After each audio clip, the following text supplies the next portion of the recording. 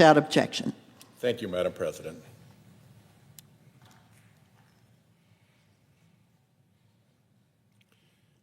It was the spring of 2019. Public and media interest in Special Counsel Robert Mueller's report into Russia's election interference operation reached a fever pitch. There had been a steady drip, drip, drip of reporting on the Trump team's cozy and peculiar relationship with Russia since his surprise election victory in 2016. Ahead of the Mueller report's release, Trump's Attorney General, Bill Barr, issued a letter to Congress purporting to summarize the report's findings. The letter declared that Russia and the Trump campaign did not collude to steal the election. The press, ravenous for any news of the long-anticipated Mueller report's conclusion, largely accepted Attorney General Barr's narrow, carefully worded conclusion.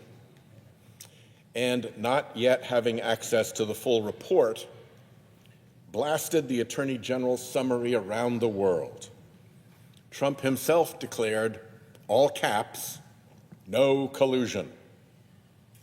He said he had been cleared of the Russia hoax, a term he reserves only to describe things that are true, like climate change. Frustrated, Mueller wrote to Barr that the Attorney General's letter did not fully capture the context, nature, and substance of the investigation. But by the time the dense, voluminous Mueller report was issued, the month after Barr's letter, its message had been obscured.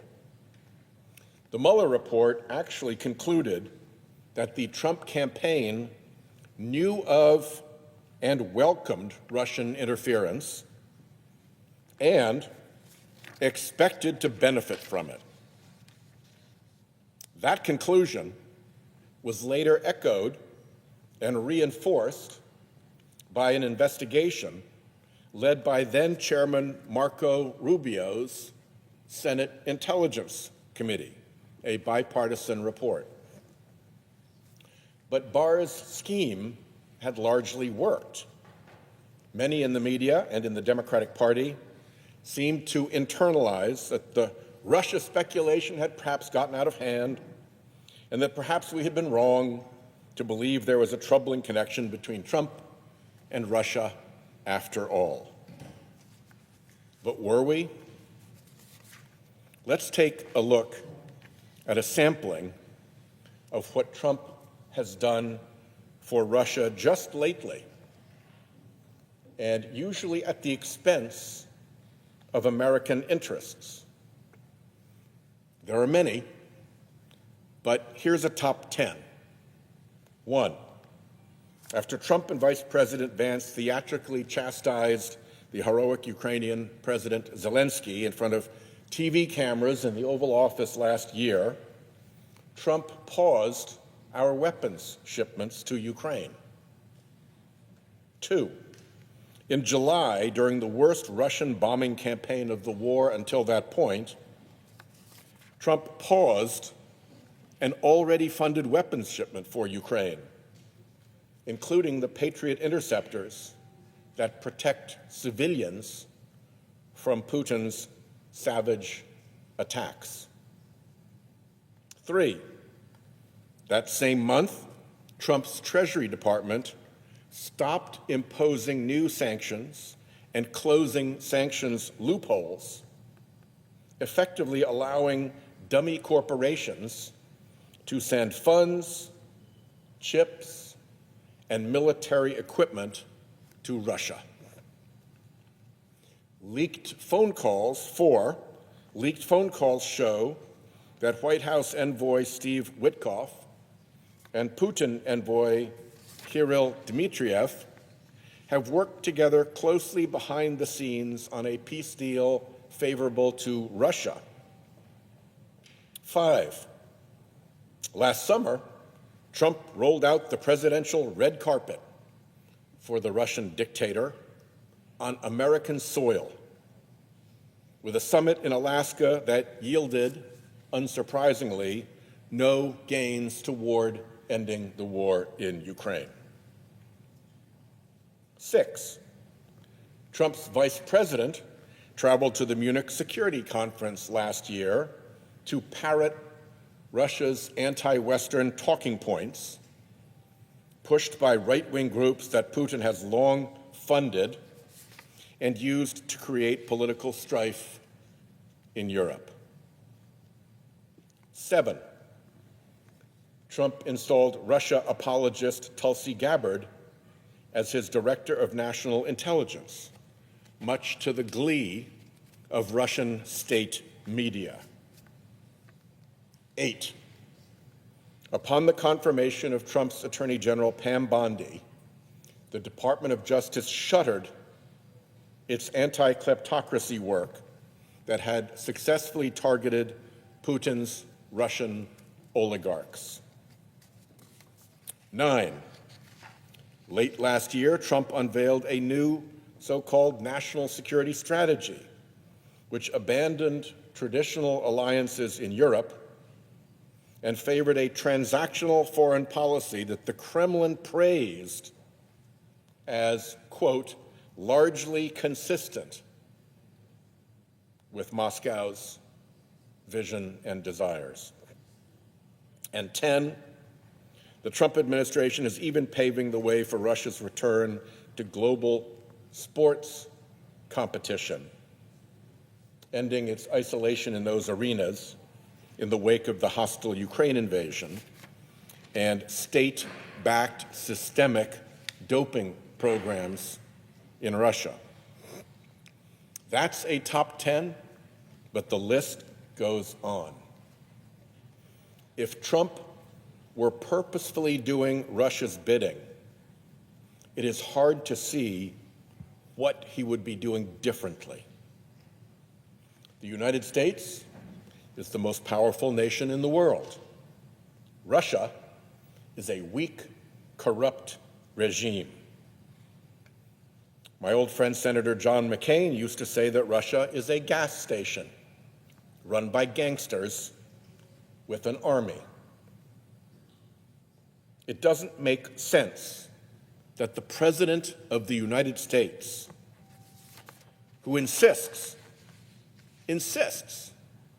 on being dominant in essentially every relationship, is so submissive to one person, and that one person is Russia's dictator, Vladimir Putin. So what is it about Trump and Russia? And could it have any connection with Trump's close friendship with the deceased pedophile Jeffrey Epstein? Much about Epstein remains unknown. But the survivors who have come forward and the millions of emails released through the bipartisan Epstein Files Transparency Act have shed some light on the operation of the late financier's global pedophile ring. And over, it touches Russia. When recently asked by a reporter about the Epstein files, Trump said in part, "It's just a Russia hoax." Again, hoax, the word he uses for when something is true. But the most telling part is that Trump's mind, asked about Epstein, immediately went to Russia. Russia. I should start by pointing out that Epstein's ties to foreign intelligence may never be fully known. It's a murky world. He had links to officials in the United States, Russian and Israeli governments, and many others. But it's worth looking at those ties to Russia, a nation so hostile to the United States. Epstein's career began in the mid-1970s at the prestigious Dalton School in New York City, where despite dropping out of college, 21-year-old Jeffrey Epstein was given a position teaching high school mathematics to the children of some of New York's wealthiest families. Perhaps of note, the outgoing headmaster at the time of Epstein's hire was Donald Barr, the father of future Attorney General Bill Barr, and a former intelligence officer during World War II. The elder Barr was known for making unconventional hires at Dalton. After a couple of years, Epstein was able to leverage the elite connections he made at Dalton to a job at Wall Street investment bank Bear Stearns, where he rose quickly through the company. However, after getting caught fabricating his resume, using the company credit card on expensive gifts for his girlfriend, and ultimately providing privileged stock information to a girlfriend, among other unscrupulous behaviors, Epstein called it quits and started his own financial firm. Those early scams were just the start. Shortly thereafter, Epstein fell in with a wealthy man named Douglas Leese, a British defense contractor with connections in the arms industry and the British government. During this period, Epstein would tell people he was a bounty hunter who tracked down hidden money. According to Stephen Hoffenberg, a former business mentor of Epstein's, who went to prison for a massive Ponzi scheme that he later said Epstein had designed, Leese introduced Epstein to Robert Maxwell. Ghislaine Maxwell, who became Epstein's girlfriend and sex trafficking accomplice after her father's death, was Robert Maxwell's favorite daughter, and he involved her deeply in his work. An opportunist in pursuit of wealth, the Czechoslovak-born Robert Maxwell had complex, shifting ties to British, Soviet, and Israeli intelligence. Initially bankrolled by MI6, he accepted secret payments from the KGB through his Soviet-friendly publishing company, and was the rare individual who traversed both sides of the Iron Curtain. In 1992, the British newspaper, the Sunday Express, wrote that a secret document signed by the head of the KGB months before Maxwell's death at sea showed that Maxwell was a political and intelligence asset for the Soviet Union. The newspaper claimed that the document indicated Soviet leadership had instructed the KGB to protect Maxwell's reputation and business activities. Maxwell's UK Foreign Office file, released more than a decade after his death, described him as, I'm quoting here, a thoroughly bad character and almost certainly financed by Russia. Journalist Vicky Ward wrote the following in Rolling Stone magazine in 2021. She said, Hoffenberg told me that Epstein had said he'd worked on several projects with Robert Maxwell, including solving Maxwell's debt issues. The word debt is in quotes. Maxwell died in 1991 under very strange circumstances, apparently having fallen off his yacht, the Lady Ghislaine, in the middle of the night and it was discovered in the aftermath that he'd stolen hundreds of millions of dollars from the pensions of his employees. The story continued. Epstein had also told Hoffenberg that via Maxwell and Lease, he was involved in something that Hoffenberg described as national security issues, which he says involved blackmail, influence trading, trading information at a level that is very serious and dangerous. The story concluded, 4 separate sources told me on the record that Epstein's dealings in the arms world in the 1980s had led him to work for multiple governments, including the Israelis. End quote. Epstein's strategies for making money and working intelligence contacts seem to have some similarities to Robert Maxwell. For the record, Epstein, a profligate liar, once told Ward that he never met Robert Maxwell or Lease. At some point in the 1980s, Epstein struck up a friendship with a fellow brash New York businessman by the name of Donald Trump. Author Michael Wolff has said of Trump and Epstein, they shared everything. They shared their airplanes. They shared women between them. They shared constantly business and financial advice. End quote. There are many photos of the two men together on the New York and Palm Beach party circuits throughout the 1990s. Trump now famously said in 2002, "I've known Jeff for 15 years. Terrific guy. He's a lot of fun to be with.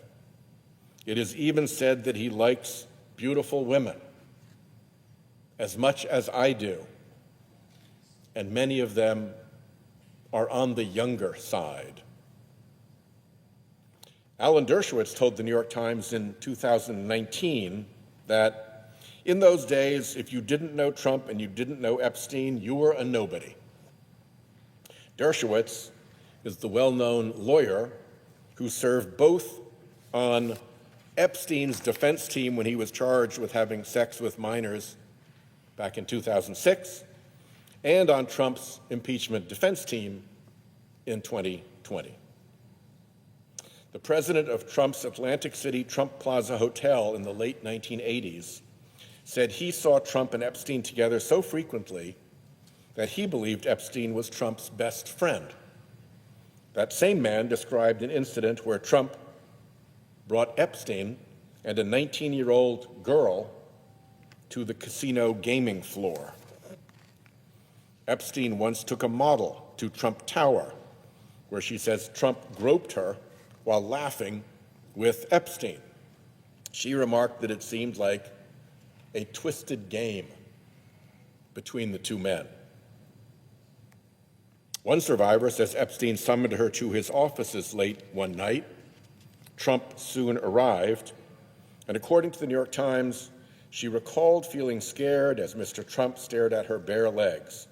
Then Mr. Epstein entered the room, and she recalled him saying to Mr. Trump, "No, she's not here for you."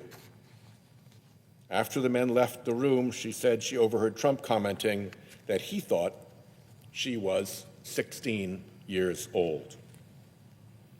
In 1992, Trump hosted a calendar girls competition at Mar-a-Lago for dozens of young women. The event organizer was appalled to learn that Trump and Epstein would be the only men present. A private showing. During Maxwell's trial, one of Epstein's victims said he took her to meet Trump at Mar-a-Lago when she was 14. Maxwell recruited 16-year-old Virginia Giuffre from the spa at Mar-a-Lago.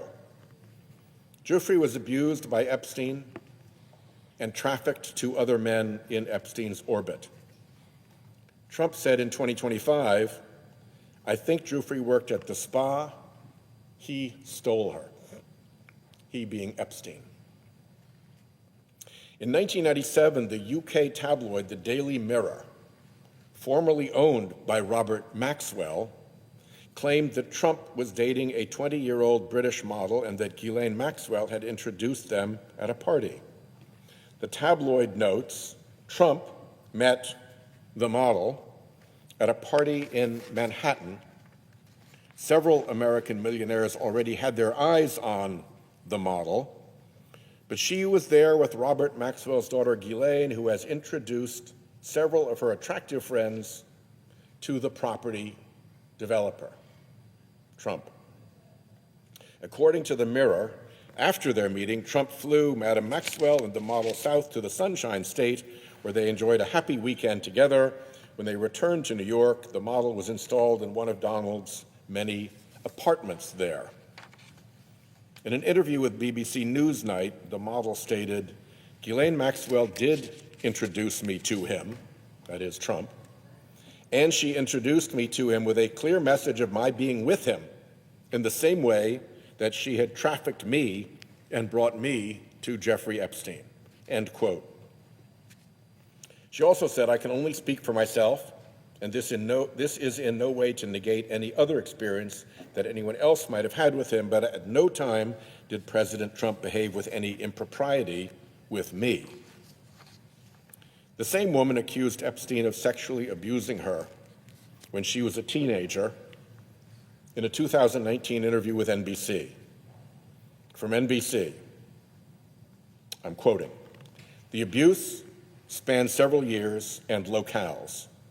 In addition to the estate on his private island, she said Epstein preyed on her at his homes in New York and Paris."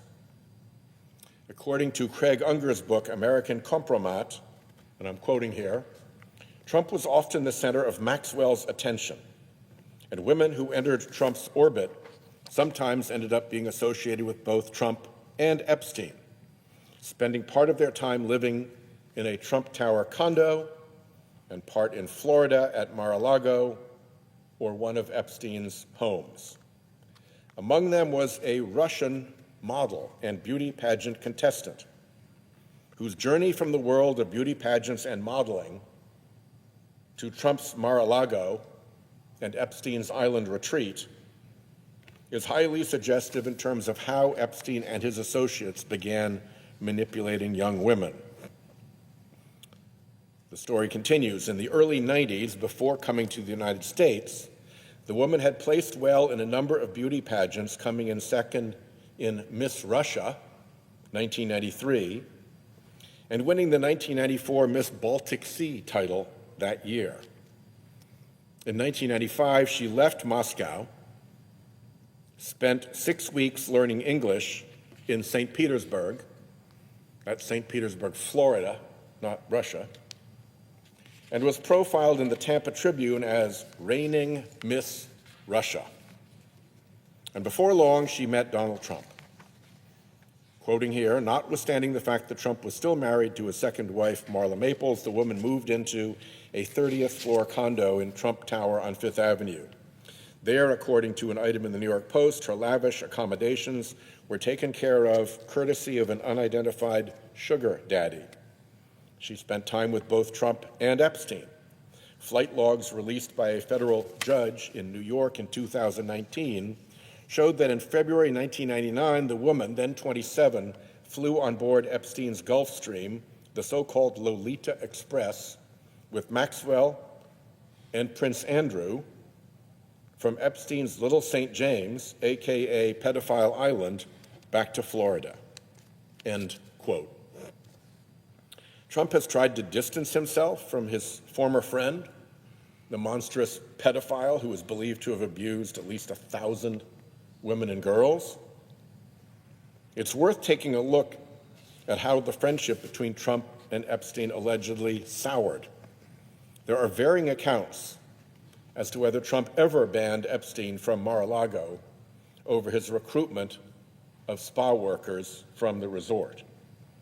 But we know the falling out was at least in part related to a bidding war between Trump and Epstein over a Palm Beach mansion in 2004. Trump won and purchased the property for $41.3 million. Just 4 years later, and after modest renovations, Trump sold the mansion to billionaire Russian oligarch Dmitry Rybolovlev for $95 million. At the time, it was reported to be the most expensive residential property sale in United States history. Pretty stellar investment for Mr. Trump. The oligarch, for his part, after paying the $95 million, never even moved in. Which brings us back to Russia. Epstein claimed to have given at least some insight on Trump to the Russians. Epstein met on many occasions with Vitaly Churkin, Russia's representative to the United Nations from 2006 until Churkin's death in 2017. Epstein wrote in an email, "Churkin was great. He understood Trump after our conversations. It is not complex. He must be seen to get something. It's that simple." End quote.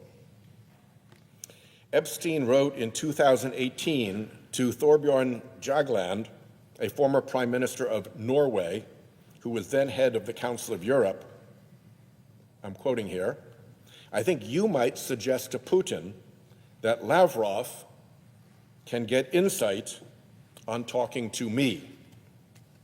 That appears to be a reference to Sergei Lavrov, Russia's Minister of Foreign Affairs. The email was sent prior to the Helsinki summit between Trump and Putin.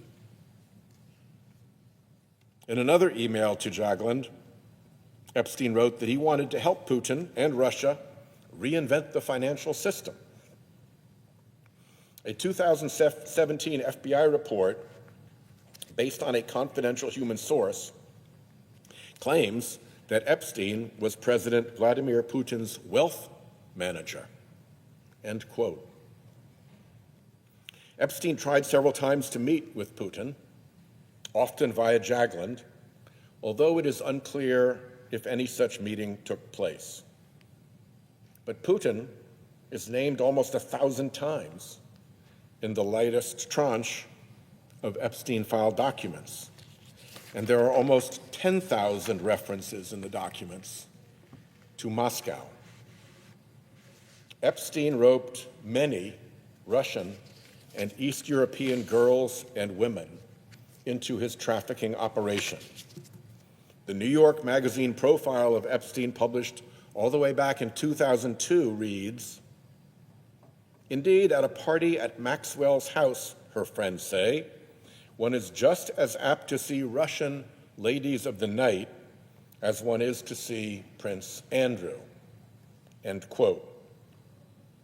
In Ward's 2003 profile of Epstein, a guest described a, quote, "cocktail party thrown by Maxwell that Prince Andrew attended, which was filled," she says, "with young Russian models." In a 2010 email, Epstein suggested a young woman as a dinner companion to Andrew Mountbatten Windsor, the former prince, assuring him that she was, and I'm quoting here, "Russian, beautiful, and trustworthy," end quote.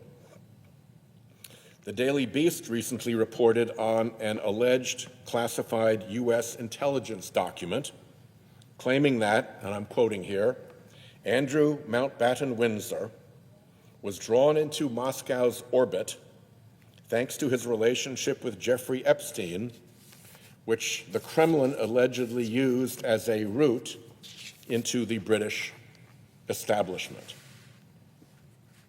In another 2010 email to a person whose name has been redacted, Epstein wrote, and I'm quoting here, "Tomorrow I'm organizing a dinner for some new Russian girls. See you at 10. He received an email from a redacted sender in 2012 that read, I have 2 Russian girls for you to meet, one 21, another 24.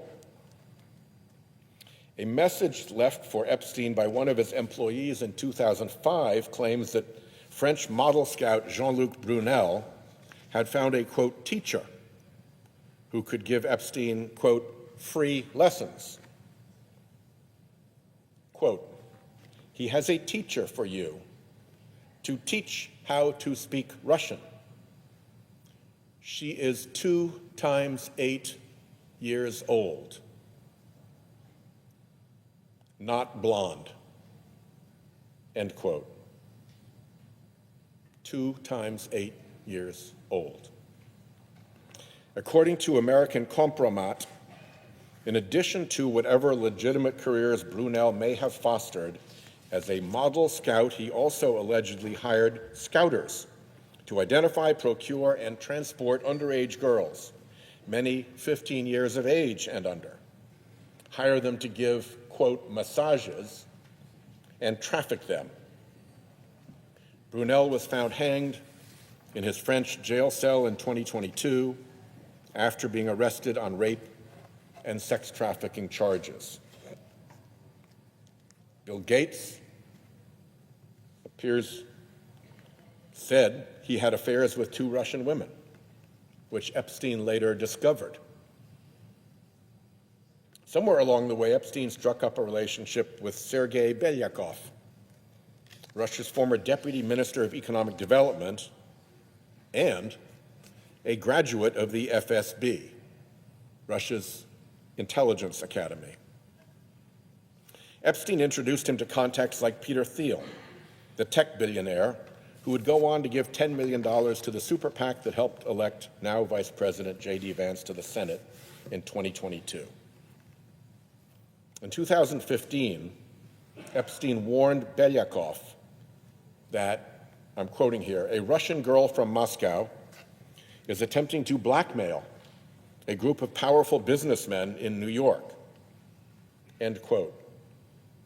It was, Epstein said, quoting again, bad for business for everyone involved. Belyakov responded back with information about the woman, who he said worked in the sex and escort business. The FSB Academy graduate said he would meet with someone who knows her. The following year, Belyakov told Epstein that he had a new position at the Russian Direct Investment Fund, the Russian sovereign wealth fund headed by current Putin envoy Kirill Dmitriev, the same guy who was caught in those friendly leaked phone calls with Steve Witkoff that I mentioned earlier. Masha Drakova, a former spokesperson for Nashi, the pro-Kremlin youth movement, was in regular touch with Epstein in the last couple of years before his death in prison. She was ostensibly helping Epstein with his public relations. According to the Washington Post, she was, quote, the subject of the 2011 documentary Putin's Kiss, whose title refers to a widely publicized awards ceremony in which she received a medal from Putin and spontaneously kissed him on the cheek, end quote. In a 2017 email, Drakova asked Epstein to connect her with adequate Russian oligarchs. The Post reported in 2022 that her fundraising pitches highlighted her ties to wealthy Russians, although Drakova denied writing those emails and said she did not receive Russian funding. Epstein advised Drakova as she launched her Silicon Valley venture capital firm, and she introduced Epstein to the contacts she had made in the tech world. In one emailed interaction in 2017, Drakova, after claiming to meet billionaire Jeff Bezos, tells Epstein she is, quote, trying to understand what she is not understanding about him, end quote. Epstein writes back that Bezos is, quote, smart, funny, and visionary. He's a very nice person, probably, mistyped, but obviously means probably, the best in the valley among the bees. The files also indicate that Epstein had dealings with Oleg Deripaska, a Russian billionaire who the Treasury Department has identified as a money launderer for Vladimir Putin. Deripaska also cultivated a friendship with Peter Mandelson, a senior figure in Britain's Labour Party. It appears that Mandelson tried to use Deripaska's contacts to acquire a last-minute Russian visa for Epstein in 2010. Correspondence also shows Epstein's assistant trying to set up a meeting for Epstein and Deripaska in Moscow or Paris. There's also audio of Epstein advising then Israeli Prime Minister Ehud Barak to have dinner with Putin to line up work after he leaves government. There is at least one itinerary for a lengthy trip across Russia and photos of Epstein and Ghislaine in what is believed to be Russia, including with people who appear to be Russian soldiers. Umar Jabrailov, a former Russian senator who committed suicide in recent days, described Maxwell as a soulmate. Epstein had a series of Russian visas between 2011 and his death in 2019. Epstein's crimes left a long money trail, and that trail winds back to Russia. Ranking member of the Finance Committee, Ron Wyden, has doggedly sought the truth about Epstein's transactions with Russian banks and Eastern European entities. One suspicious activity report filed by J.P. Morgan Chase after Epstein's death shows that between 2003 and 2019, Epstein conducted 4,725 wire transactions totaling over $1 billion, and that's just one bank. Epstein used multiple banks.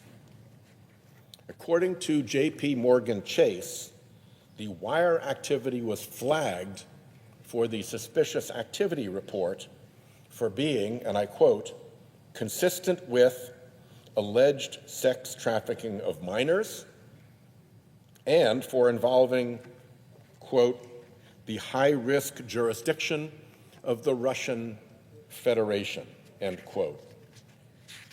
CNN notes that 2 accounts, including in the suspicious activity report, were linked to now-sanctioned Russian banks Alfa Bank and Sberbank. Also named in the suspicious activity reports, Maxwell, associated entities like Brunel's MC2 Model Management, and various women and girls. Let's go back to the journalist Vicky Ward. Sources who range from former arms dealers to former spies, and also Hoffenberg, suggest that Epstein, who lacked any sort of moral compass, decided to compromise influential people by recording them doing things they wouldn't want made public. And once he got out of jail in the last 10 years of his life, Epstein bragged to various people, including journalists, that he was advising a whole assortment of foreign leaders who included Vladimir Putin, Mohammed bin Zayed, Mohammed bin Salman, various African dictators, Israel, the British, and of course the Americans. He also told several of the same people that he was making a fortune out of arms, drugs, and diamonds. I'm still reading the same quote. He was known in the intelligence world as a hyper-fixer, somebody who can go between different cultures and networks.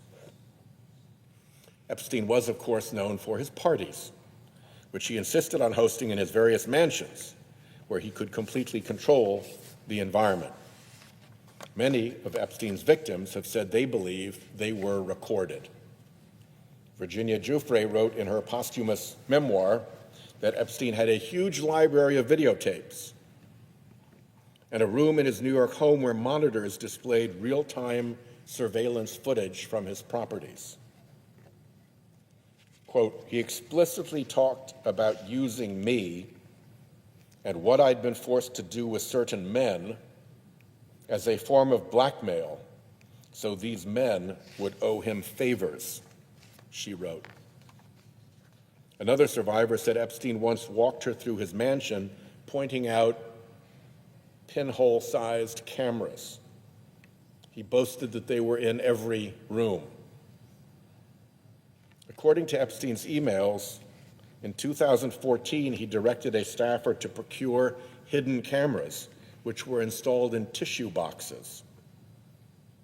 The New York Times obtained photos of the interior of Epstein's New York mansion, which show a camera installed near the ceiling of the master bedroom and another along the molding of an adjoining room.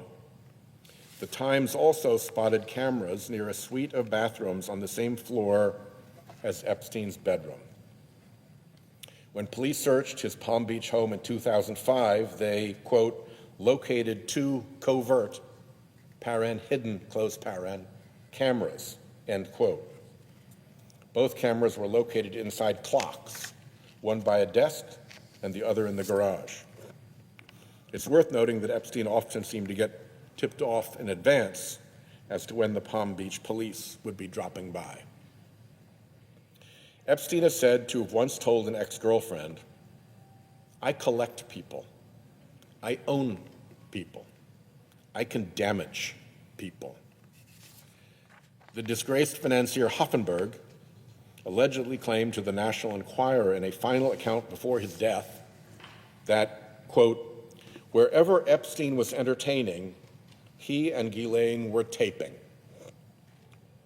That report was only released last summer, as Hoffenberg had asked the Enquirer not to publish his comments until 3 years after his death.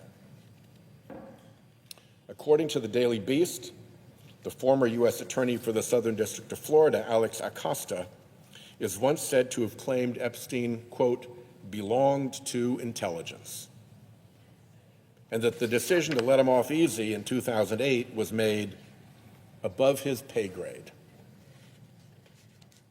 The Prime Minister of Poland, a country that has extensive experience with Russian intelligence operations, has opened an investigation into potential links between Epstein and Russian intelligence.